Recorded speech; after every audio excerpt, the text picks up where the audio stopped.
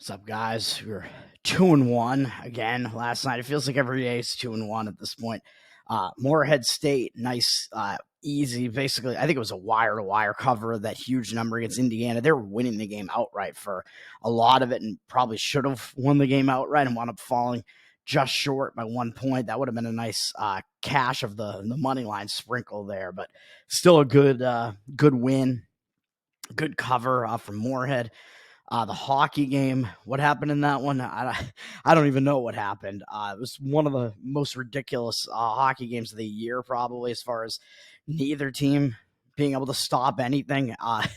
Columbus had a 7-1 lead in that game. I think they might have been losing 1-0 too, and then scored 7 goals in a row, something like that. They were up 7-1 pretty late in the second period, and then I look and all of a sudden it's 7-4 with still like 10 or 11 minutes left in the game. Like, what is going on? They allowed 3 goals in succession, but then Columbus was able to score again and put an end to that and stop the bleeding. And they wound up winning 9-4 as an underdog, a decent sized underdog. So that was good as well. And then Stephen F. Austin was looking good.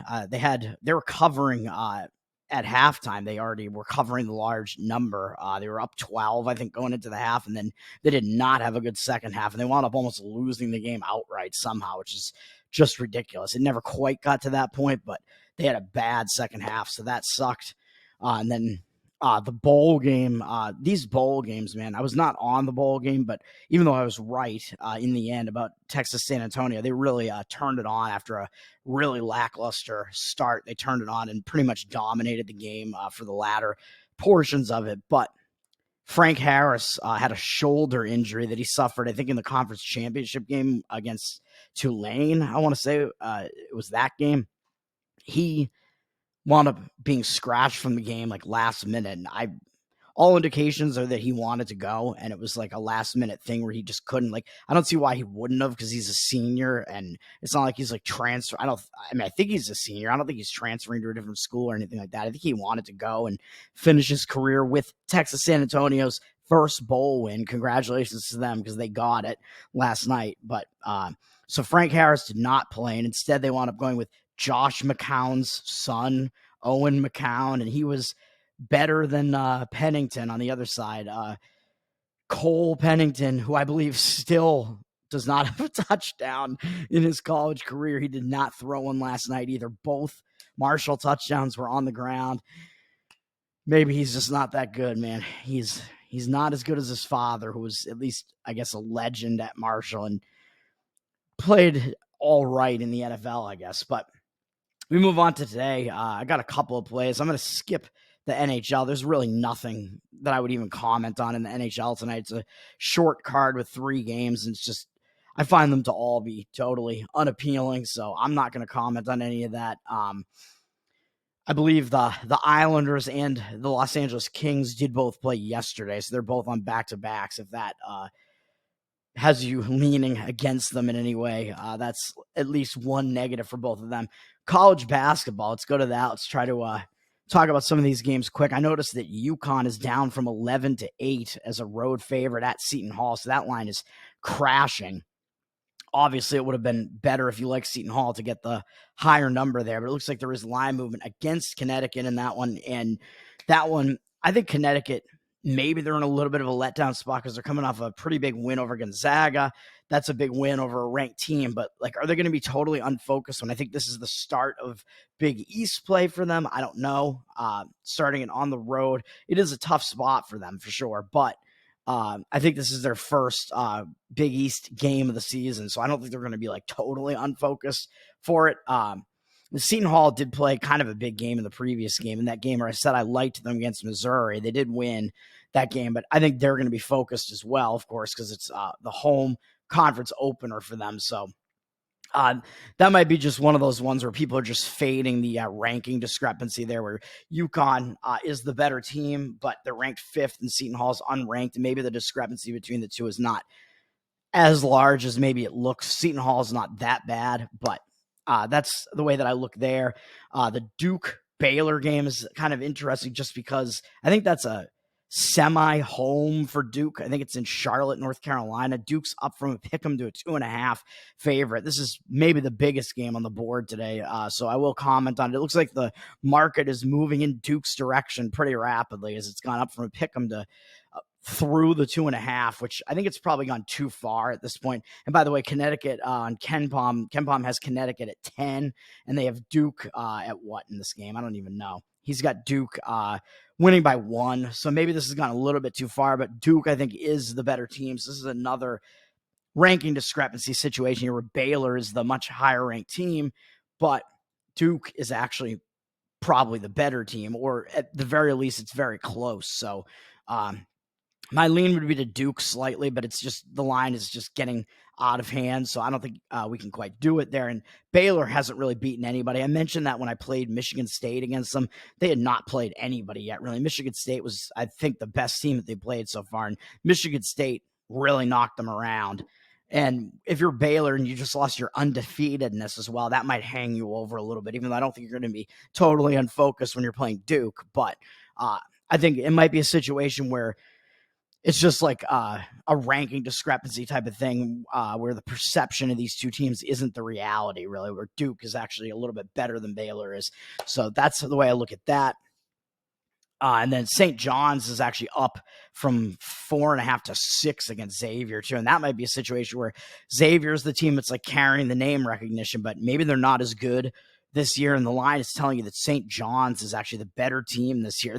They're under they got Rick Pitino at the helm now, man. Maybe he's firing his team up, getting them some strippers or something. I don't know what's going on there, but that's the home conference opener for St. John's, even though they have UConn up next. So I don't know if I would quite want to do it, but I don't think they're going to overlook a team that's been as good as Xavier recently. So I think this is one of those weird ones where the perception is still what we've seen out of these teams in the recent seasons, and people might think that there's value in getting Xavier. Like, why is St. John's that much of a favorite?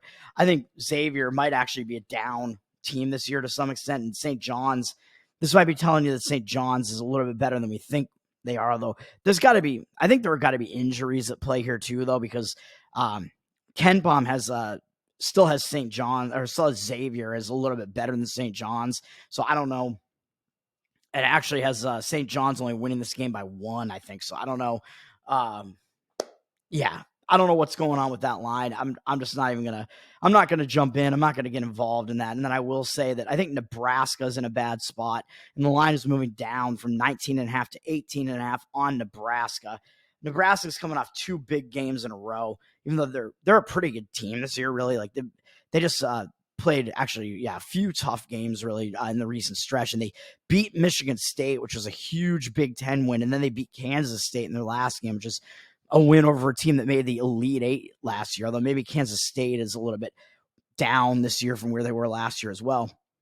Big win, and they beat Kansas State by a lot, by 16. Now they're coming off those 2 big games, and they get to face North Dakota, who is really a lesser team than those two, and North Dakota in their last couple of games kind of had like maybe some like tune-up type of games. Although North Dakota is not very good. They played a Utah Tech team that maybe is kind of around the same as far as like how good those teams are. But I think, the line is dropping on Nebraska. I just can't do it because I think it's too much of a mismatch for me to get involved in that. But the line is moving against Nebraska, and I would agree with it. And then what else we got here? I was going to comment on San Jose State really quickly. Don't want to take too much time here, but San Jose State, excuse me, actually, I don't know. Like, I don't know what I was thinking about San Jose State, to be honest. They're facing Santa Clara. Santa Clara is actually the team that's, I think, in the bad spot, because Santa Clara just played Utah. They played a bunch of games in a row there against good teams. They played New Mexico and didn't do that well against New Mexico, who's quite good, and then they played Utah State close to within 2 in another big game. Then they beat Washington State, which it's always big when you're one of these like lesser conference teams and you beat Pac-12 teams. So that's what Santa Clara is coming off of. They beat Washington State, and now they go on the road to face San Jose State. So I think it's a tough spot for Santa Clara, to be honest. KenPom has San Jose State winning this game by 1. And San Jose State's coming off a not very good game, losing to Montana, who Montana, I think they're maybe not as good as they have been in recent years. They've been one of the better teams in the Big Sky, but I don't know. Maybe they still are, but maybe not this year. But this line has moved up from Santa Clara -1 to -2.5. So I don't understand the line movement on that one.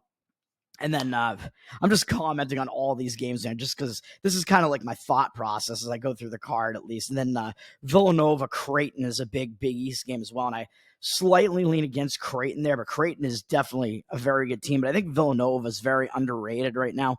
I think Villanova is like a borderline top 25 team, but they've been unranked for much of the season now at this point. KenPom has this game at 6, but Creighton's up from 7 to 7.5. Creighton, the way that they just won against Alabama, I mean, that was a pretty crazy game there, crazy win that kind of went to the wire there. That was a big win for Creighton. I just don't know if I can quite do it when this is their home opener in the Big East, and it's against a team that still has a lot of name recognition in Villanova, but they are coming off that big win over Alabama, and they have Marquette looming up next on the horizon, although it's in 10 days. But still, I think you'll at least be somewhat focused for the home Big East opener. And Villanova is coming off a game where they beat UCLA, but I think UCLA's got a lot of moving parts, man. They didn't look good again last night. They lost in their own house to Cal State and Northridge last night. It's like a 17-point favorite. UCLA, I don't know what's going on with them, but yeah, I think they're trying to get used to having some new guys there on that team. I think they're in kind of a mode where they've had a lot of turnover, so I think that's what's going on there. What's the game I'm actually on? Oh, man, I've built the suspense up, but I do lean slightly to Villanova in the game against Creighton, getting a pretty hefty amount of points there. What's the game I'm actually on? Well, I'm going against the team that I was on a couple of days ago in Seattle. And this is going to be the game where I'm going against the teams that went into overtime, man. Seattle, they're coming off 2 big games in a row where they almost were able to beat San Francisco on the road as a 9.5-point underdog. And I had mentioned that was a pretty big game for them. And they took that game pretty much to the wire, and they had a big lead early and let it slip. Then they had a huge max effort game against Washington, probably their biggest game on the entire schedule, which is what I had mentioned when I broke down that game and I was on Seattle getting 4.5 or whatever it was at home. They covered the spread, and they were winning that game by a lot. They were winning by double digits throughout much of that game. It looked like they should have won, and what happened? They wound up letting the lead slip. They blew like a lead of a couple of points right near the end of regulation. It went into overtime. They took the lead in overtime as well, and they were winning again by 5 with like a minute and a half left in overtime. Then they let it slip again. It went to double overtime, and they just didn't have enough left, man. And they lost to Washington. Their in-city bigger brother there in Washington. They lost in 2 overtimes. And now with only 2 days off, now they get another game. They have to face Louisiana Tech. It's going to be tough, man. I don't know how you get back up off the mat after that. I don't know how you bounce back after that. That's tough. Louisiana Tech, they've had 1 extra day off in comparison to Seattle. And in their last game, they lost to St. Louis, which was a game that broke a 4-game win streak that they had, although the win streak wasn't really against anybody good. St. Louis isn't very good either. So I think Louisiana Tech, that was a game where Louisiana Tech probably should have won, and they were favored, but they had a really bad start to the game. They were way behind. They came back and they actually took the lead and probably should have won, but they lost. I think this might be a situation where Louisiana Tech refocuses, because that was not a very good loss for them, really. I think they know they're the better team there, and they should have won that game.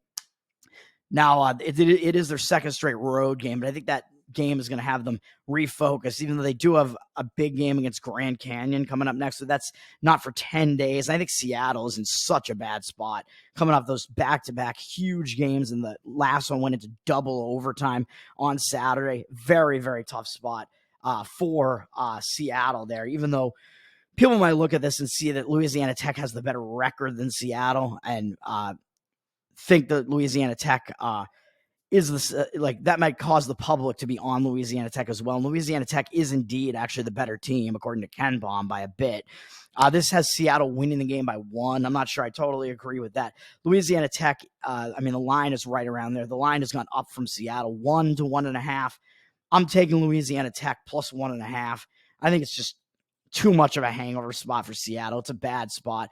I'll take Louisiana Tech. I don't think the public is really just even going to – this is not going to be one of the games that's really on their radar. So I'm gonna pick it off. I'll find the bad spot there and grab the 1.5 there with Louisiana Tech. And then quickly before I get out of here, I don't know if there's that much to comment on in the NBA, even though it is a full slate. I would say that I lean to the Lakers, but the Lakers are up from 2 to 4 and going through the 4 at Chicago. And the Lakers have 82% of the tickets, but 52% of the cash is on the Chicago Bulls. So it looks like the cash discrepancy is way on Chicago there, and it's maybe a little bit too much to lay with the Lakers, but the Lakers just had a bad spot where they returned home from a road trip and lost to the New York Knicks, and now they get to go back out on the road. So I think it's more of a bounce back spot for them after a loss to the New York Knicks. They're on a 2-game losing streak now, and I think it's good for them to get back out on the road, and they get to play a team that they pretty much know they can beat in Chicago. And Chicago, I think, is in a worse spot. Chicago's coming off a game where they beat the Philadelphia 76ers, man. And they played back-to-back games against Miami before that, all on the road, and Denver before that. They played they played Milwaukee back on the 11th, 2 overtime on the road, came home, played pretty tough against Denver and only lost by 8 at home, went back out on the road, beat Miami, then lost to Miami in kind of a zigzag type of situation, but only by 2. Played 2 tough games against Miami, and then played a 3rd straight road game with only 1 day off in between these games and beat the Philadelphia 76ers. Now they return home. I think they're in a bad spot. I just don't quite want to fade the what I see in the market there with the cash discrepancy and lay that many points on the road. But the Lakers have to be in a bounce back spot after losing 2 games in a row to not very good teams, to the Spurs, and then to the Knicks, who are not that bad, but the Knicks have a pretty good defense. But Chicago's coming off a huge win over Philadelphia on the road, now returning home. It's just, will Chicago totally overlook LA? Probably not, but I think that they might not have much left in the tank after that huge run of games. So the Bulls are definitely in a bad spot there. But the game that I'm on, there's a team that's in an even worse spot, and that is the Boston Celtics. They're on a back-to-back. They went into overtime last night. They had a big lead at Golden State, and they wound up losing the entire game. Now they have to go to the Sacramento Kings. This is a bad spot for Boston, man. And they have the LA Clippers and then the Lakers up next after this. So the Clippers 3 days from now, and then the Lakers on Christmas. So a couple of big games there. This is kind of the down spot, I think, in the schedule. And that loss to Golden State last night also broke the Celtics' win streak. And this is not only a back-to-back, but a 3rd game in 4 days, all in different cities, because they played on Sunday in Boston and beat Orlando for the 2nd straight time.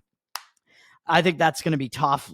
When you break a win streak like that, sometimes it hangs you over another game. And this is a game where, even though Sacramento's got a pretty good record, they might actually overlook Sacramento because Golden State gets so much hype. It's on TV, whatever. And the Celtics had a huge lead in that game and wound up blowing it. Huge lead in the second half, too. Meanwhile, Sacramento did not play yesterday. They had the day off, and in their last game, they beat Washington and they beat Utah. Before that, who really cares about that? They've just been sitting at home. They have a day off. I think they have the momentum right now, at least.